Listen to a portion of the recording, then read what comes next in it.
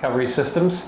It's our pleasure to work with many fine clinics across Asia Pacific, and today we're in Ho Chi Minh City in Vietnam, and it's our pleasure to be at Maple Healthcare and Steve Brandl. G'day, Steve. Tell us about Maple Healthcare and a little bit about the services offered here. Okay, so Maple Healthcare, we are a brand existing since more than 5 years in Vietnam. We have now 3 clinics. We're gonna focus on healthcare, as the name say. Our main focus is chiropractic care, but my work here is combined decongestant therapy, basically the treatment of lymphedema. Right. So with decongestant therapy, the symptom is swelling in many cases, isn't it? Yes, decongestant, I want to reduce the swelling, so we're going to talk about symptoms of swelling. It's the right wording. Swelling is a symptom in another disease. Indeed. So what sort of conditions cause swelling? There are many conditions causing swelling. I think most people know the swelling of the ankles after a long day sitting in the office, which is usually venous swelling, the venous insufficiency, or in some cases varicose veins. Yep.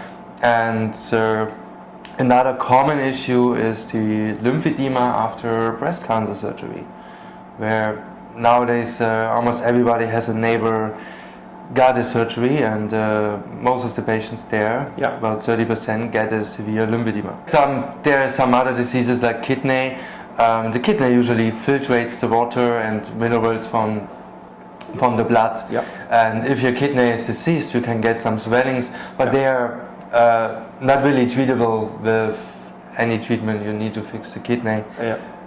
That's the most important thing. Absolutely. There's diabetes as well that can cause swelling, and it can cause swelling and healing impairments and many other things.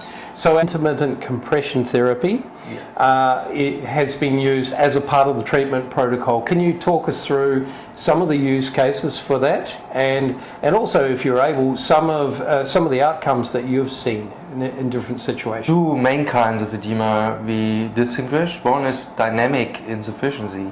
Dynamic means our heart usually pumps blood out to the tissue to bring nutrients there, and the venous system takes up the metabolic end products, the waste products, and bring it back to the body center, which is the dynamic flow.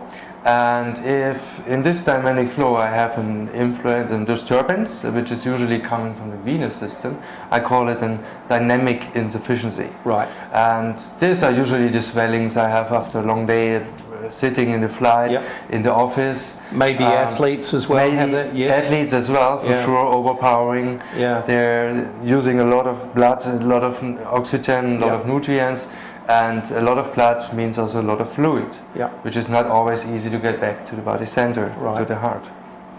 So this dynamic insufficiency is the first part. The second is the mechanic insufficiency, which it's a kind of treatment I focus on, which is usually happening after cancer surgeries, where I damage the lymphatic system. Right. So the body can't keep up with the... Yes, so the lymphatic system, usually when our body transfers blood to the tissue and takes it back, about 1 to 10% of this filtrated fluid gonna drain back by the lymphatic system. Right. Once I have a disease, mechanic insufficiency, my body, for example, surgery breast cancer, can't take up the fluid from the arm. About 1 to 10% of my normal fluid can't flow back. Right. For a while, my body can compensate it over months or years, but this fluid starts to build up, step by step, build up, and can't flow back without any kind of treatment. Right. This is the mechanic insufficiency. Okay. Yes, lymphedema can be in the legs, can be in the arms, can be even in your face. Right. Or also actually genital cancer can be the genital. Right. So lymphedema can be everywhere in the body. So what's the role of IPC, or intermittent compression therapy, in helping to reduce or manage the amount of fluid in an arm or in a limb, because typically arms, sometimes legs, or maybe even elsewhere? What's the role of intermittent compression? Okay, the role, so that's why I distinguish the 2 parts.